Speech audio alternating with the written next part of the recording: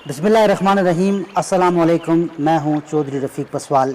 रसूलुल्लाह सल्लल्लाहु अलैहि वसल्लम ने फरमाया कि मैं इल्म का शहर हूँ और अली उसका दरवाज़ा। एक और जगह पर रसूल पाक सल्लल्लाहु अलैहि वसल्लम ने फरमाया कि अली मुझसे हैं और मैं अली से हूँ।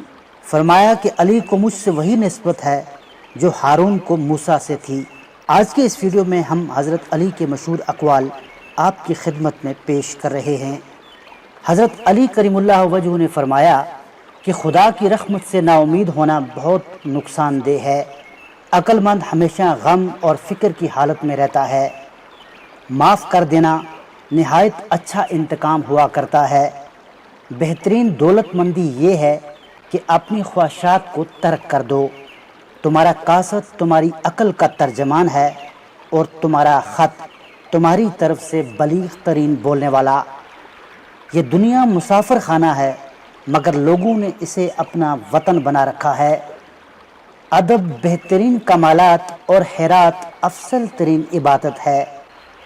ख्वाहिश परस्ती हलाक कर देने वाला साथी और बुरी आदत एक ज़ोर आवर दुश्मन है। कारखाना कुदरत में फ़िक्र करना भी इबादत है।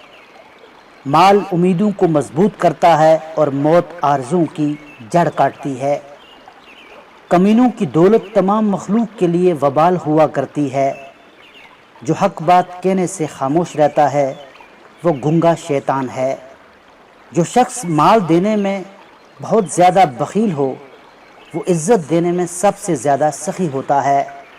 जो शख्स एक मर्तबा भी फजूल बात करता है वो अपनी अक्ल का एक हिस्सा ख़त्म कर देता है। खुशामद और तारीफ़ की मोहब्बत शैतान के दो बड़े दाव हैं। इस्तिकाक से ज़्यादा किसी की तारीफ़ करना खुशामद के ज़मरे में आता है। अपनी लाइल्मी के इज़हार को कभी भी बुरा न समझो। इल्म माल से बेहतर है क्योंकि इल्म तुम्हारी हिफाजत करता है और तुम माल की हिफाजत करते हो। जो लोग तुमसे ज़्यादा इल्म रखते हों उनसे इल्म सीखो और जो नादां हों उनको अपना इल्म सिखाओ। इल्म की खूबी उस पर अमल करने में है और एहसान की खूबी उसको ना जुतलाने में है। जिस शख्स का इल्म उसकी अक्ल से ज़्यादा हो जाता है वो उसके लिए वबाल जान बन जाता है। जब अक्ल कामिल हो जाती है तो गुफ्तगू कम हो जाया करती है। किसी के साथ हंदा पेशानी से पेश आना सबसे पहली नेकी है।